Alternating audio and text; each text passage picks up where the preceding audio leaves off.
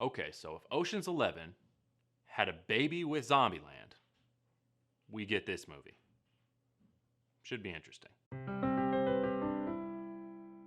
So hot off the heels of Justice League comes Zack Snyder's Army of the Dead. Now, if you haven't seen our review of Zack Snyder's Justice League, I'll go ahead and link that in the description below for you, because it's pretty fancy. We do slow-mo.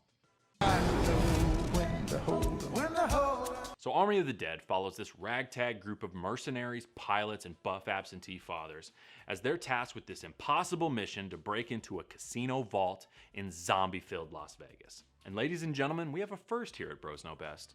We have a house divided. A Steve Harvey away from a family feud. A family torn apart. Connor gets to go live with mom.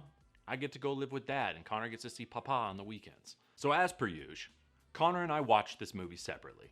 And when we came back to the dinner table, we found ourselves at odds.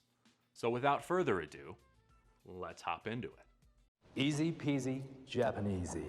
Now, before I completely eviscerate the very foundation of Jory's argument, let's get the perceived positives out of the way first. Jory, the floor is yours.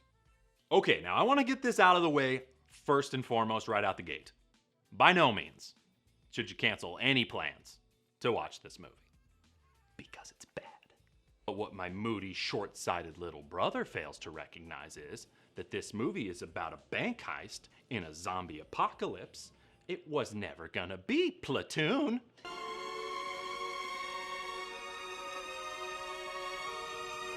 Now for me, above all else, a movie should be entertaining. And this movie had me entertained from start to finish. Albeit not for the right reasons all the time, but entertaining nonetheless. You know, as a leading man, Dave Bautista's not bad. He did pretty good. You know, we've seen him oiled up throwing men around in tights, and we've kind of seen him as like secondary characters before. But as a whole, he did a pretty damn good job carrying this movie. You know, and here's the thing that bothers me about Dave Bautista. And it has nothing to do with his acting abilities or anything like that. It's merely the fact that people put him in these movies and then pretend like he's not Dave Bautista. He's built like a mountain. He's 6'4", 380 pounds. And I'm sure like everybody's first reaction to seeing a man of that magnitude would be, good God, huge man. I mean, they literally have this huge hulking man in the back kitchen with a fucking apron on that looks ridiculous. And he's flipping burger patties like anyone that would go to that restaurant and not go like, hi, oh yeah, hi, do you see that there is a grizzly bear back there cooking burgers? They do it with him, they do it with The Rock, they just put him in these roles and just be like, your name's Scott, that's it. Your average run-of-the-mill, 6'5", 400-pound Scott. But another thing that I really look for when enjoying a good zombie flick is its level of gore. And boy does this movie give it to you in spades. There's some points that'll literally make you cringe. You know, and a genre that's probably overstayed its welcome. It's kind of hard to be doing like things that haven't been done before. With this universe that Zack Snyder kind of created, it's cool because these zombies had like this hierarchy system where like this top tier, upper echelon alpha zombie that was super intelligent and calculated kind of oversaw this peasant zombie that was your more typical brain-eating zombie. That was a zombie thing that I hadn't seen before, and I thought it was pretty cool.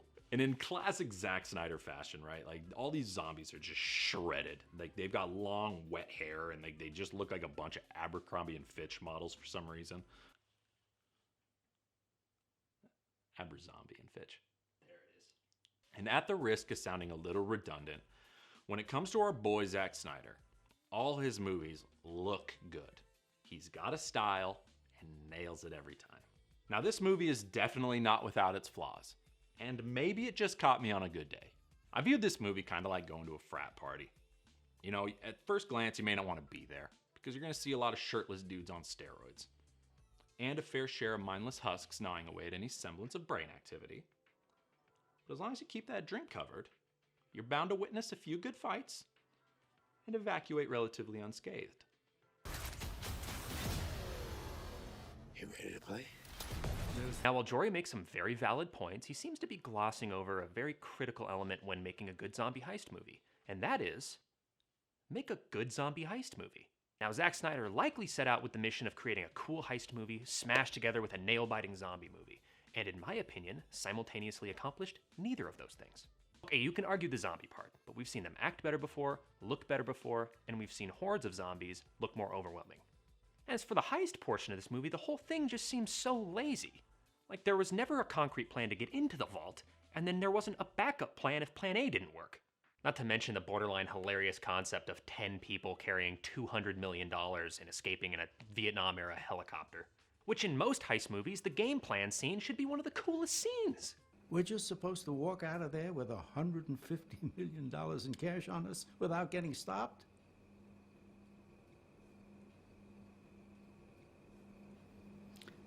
Yeah.